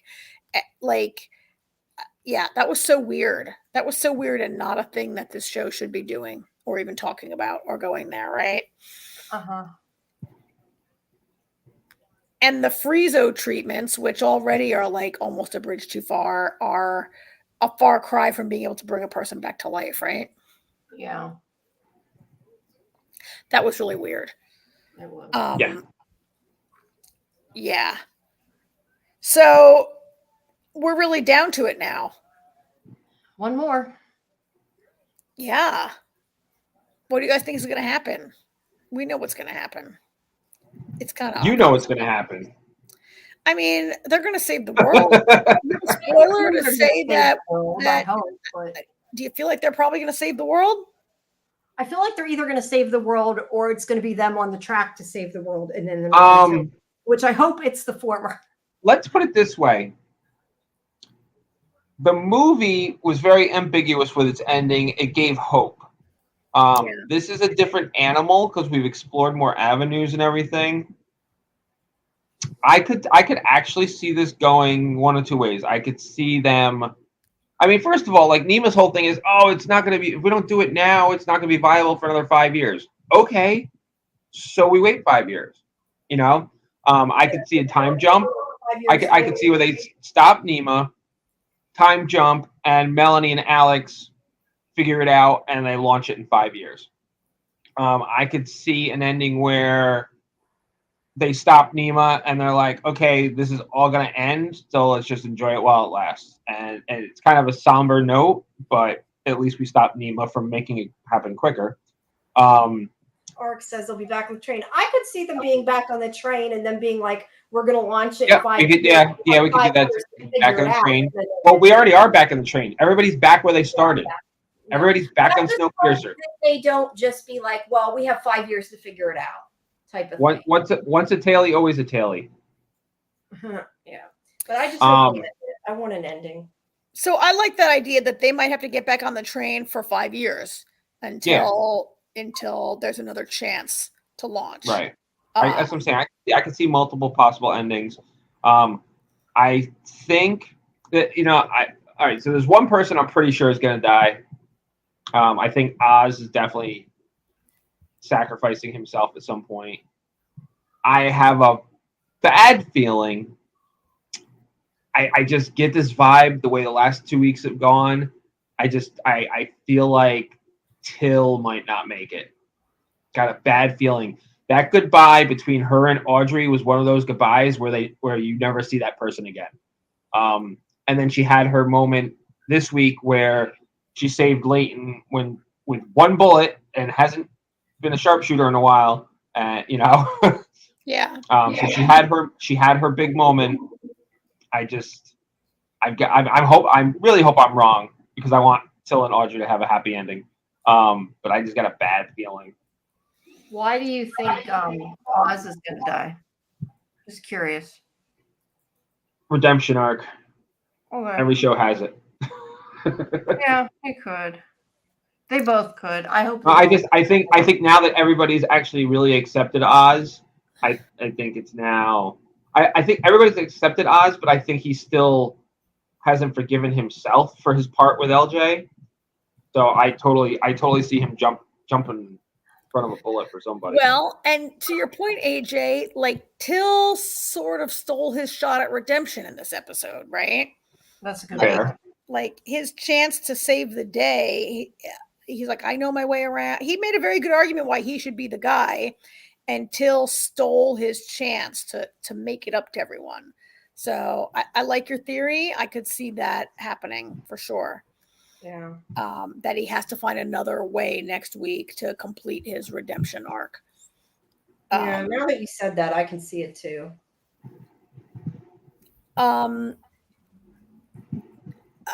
So there's another person who might not, the person we all hope doesn't make it out alive. Like, I don't really see, I mean, I know what happens, but based on what we've seen up until now, it doesn't really leave a window where Nima gets convinced and is like, okay, you guys are right, never mind. Right? Yeah, no. Yeah, I don't foresee that happening either. Now, do we still think Wilfred's coming back? I don't at this point. Do. I cannot. I am had a conversation with Alex this week. That makes. I am holding out hope. I'm holding out hope because I just feel like. I'm sorry. Well, death by blunt doesn't work for me. Death by blunt. So in this episode was when Alex found out, right? And we saw Alex's reaction. Yeah, she was a little upset, which I get. Yeah, I like what she says. Did you? I like what she says. Did you kill him? I wouldn't blame you. I tried to kill him once. I know. It was an odd conversation, but I just kind of figured since they had that conversation, that might be the end of it. But I don't know. I will be very. Listen, I will be extremely upset with this writing crew if that is how we lose. Wilfred goes out. That's just ridiculous. Ark is killing everybody apparently. Yeah. Till Melanie, Oz, and Javi. So did Javi get on the train now?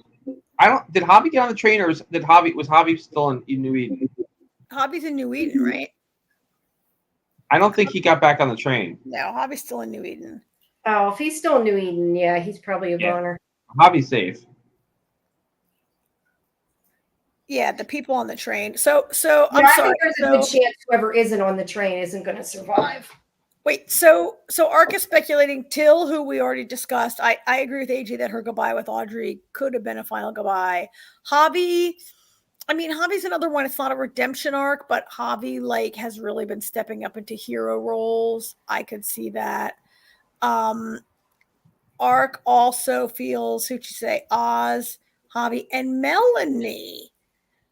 So I don't think Melanie's gonna die. At least I don't see it. It could happen, but I don't think you don't see it. No, I don't know.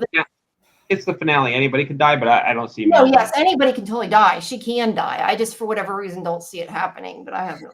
I mean, I think Melanie is absolutely a mother who will give her life for her child if it comes to that. Yeah. If she dies, it's going to be for Alex, definitely. And so I can't know, but I suspect that might be where Ark is coming from with that theory that Melanie could die and to save the train also, right? Melanie also so Ben already gave his life for the train. I think it's a thing that Melanie might also, it would really complete Melanie's arc as the villain from season 1 to give her life for Snowpiercer in the final episode would narratively makes. I'm not saying I think it's going to happen or not, but narratively that could make sense. Yeah, it could. It could. You're right. For her to, also complete an arc on the train. An arc, haha. AJ, you can't forgive if we don't see Wilford again. Come on. You guys can't tell me that wasn't pathetic. It was pathetic. It was definitely pathetic. And I think if it is the way it ends, it wasn't great writing that they did that. But I mean, it is what it is. But I don't know. It was not a good death for really a truly great character. Yeah. Absolutely. He was interesting and compelling from start to finish. And we talked about this. I don't think any of us could really believe that he's a man who would ever kill himself. No. And everybody's seen it. We've all seen those TV shows and movies where you take that drug that slows down your heart and everybody thinks you're dead. Come on now. If they don't use that trope, then they missed the boat. Yeah. I don't have a picture of him this week. I mean, all right, not for nothing. It is Sean fucking Bean, and he deserves a better death than that, especially when you consider he's died in everything he's ever been in, and every death he's ever been in has been better than this. I know. He usually at least gets his head chopped off or something. Something. Yeah. Yeah. Or not a great, or I think World on Fire, he lives, but a plane crashes into his house. Yeah. Right. So nobody thinks we all think Andre definitely lives. Yeah, I can't foresee Andre dying because he's a new father. Andre could die. I could maybe see Josie dying, but I think Andre will live. He already. I don't know. Not for nothing. Andre did have that conversation with Roche. He did. He did ask Roche to raise the baby if anything happens to him and Josie, right? Yeah. Could have been foreshadowing. Yeah. I mean, I definitely don't see the show killing. Or it could have just been a conversation. Yeah. I definitely don't see the show killing both of them. There's no way Roche ends up with that baby. They don't both get killed. I mean, I could see Josie, another one, giving her life for the train, right? Yeah. Plus, it seems to me that she's having issues, like medical issues recently. Like the cold thing's going worse or whatever because she doesn't have feeling anymore. And like, I kind of wondered if she was dying, but they didn't really. She has that conversation with Boki about like not feeling, and he's actually getting he's like, no, pain is good. It tells us when there's a problem. And there is that conversation there. I mean, based on that, I could see the situation where she's mortally wounded and doesn't even know it. Oh yeah, that could happen. Now that you said that, they made a point, or maybe that was on something else. What was that on? Something that we saw where they said that pain was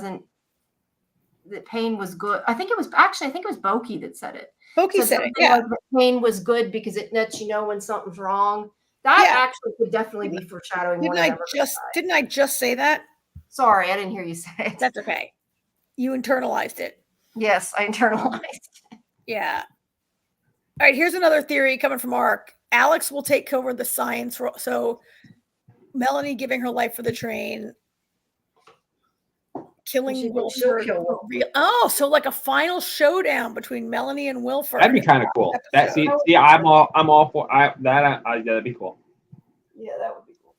That she definitely. She kills him for real, but dies, and Alex takes over her role. I like that. I like that a lot. Yeah, I do too. That would be great. Good job, Mark. Maybe you should write for the show. Yeah. Too late. Yeah, right. Now that it's over, right? All right. Well, one more to go. So. Well, yeah, we'll find out next week, I guess. We'll find out next week, and we'll be here to talk about it. Okay. Now, next week, we also have Agatha. Who starts tomorrow. I see an ad What's it for it called? on my Agatha? monitor. That's why. Oh yeah, Agatha. That's right. Agatha's on this week. What's Yeah, it it called? comes- It's called Agatha comes up again. for Agatha. Agatha after all. No, Agatha all along. Or oh, sorry. Yeah, you're right. Anyway, it's coming on. Starting, I don't think it's on until tomorrow night though. I don't think it's on till 9, but it's coming on tomorrow. Disney So releases shit at weird times. yeah. Yep. So yeah, that's coming. We can wait to talk about I guess Wynonna Earp Vengeance. Excuse me. I will just say I did like it a lot. It does seem like the regular show has a lot of great one-liners, they're going to call them. Yeah, it's good. I don't want to say too much if you're going to watch it because I don't want to I'll watch it. I but- mean, I would say, I mean, that doesn't surprise me. I think that Jamie, you are squarely the core audience they're going for, fan that wants to see more story. Yeah. There's also Audible books coming out too, but they're going to be, which I think is nice, is that they're going to be like stories from in between, I guess. Like they're not like necessarily the future. They're just like, one-off stories. At least that's my understanding. Yeah. But yeah, I liked seeing more. I would like seeing it continue in some fashion. Does it need to be a series? I mean, a couple specials would be okay. I don't know. It depends. But watch it and see what you think. I'll watch it. I was just too busy. Then come back and talk to me. I was out of town. No, I know. I just meant like see what you think after you see it. It's definitely left so they can bring it back. But whether that'll happen, I don't know. But I do know if people want it to be brought back, watch it as much as you can on Tubi because it all depends on those numbers. So, and my interview with Melanie Is and it Tim just on Tubi? is up as well on Sci-fivision.com. Yes, it specifically was made for Tubi. I don't even know. Honestly, I don't even know what the hell Tubi is or how to watch it. So To be or not to be? It's free. It's a free network. You can find it probably on any of your. It's a free streaming site with a lot of. I can't even believe some of the shit that's on there. Like that's where I'm actually. Tubi. I know about Tubi because that's where I'm watching classic Doctor Who. Yeah. Oh, I didn't know Doctor Who's on. So it's got a lot of stuff, but not necessarily its own content, which I'm guessing is it's moving towards considering this. But yeah, I mean, they were the ones that were willing to get it made, so okay. Thing. So yeah, That's surprising because wasn't that a sci-fi property? Sci-fi, yeah. Yeah, I think it was one Sci-fi bought. I don't know that it was an original. I want to say Sci-fi bought the rights, but don't quote me on that. But I think so.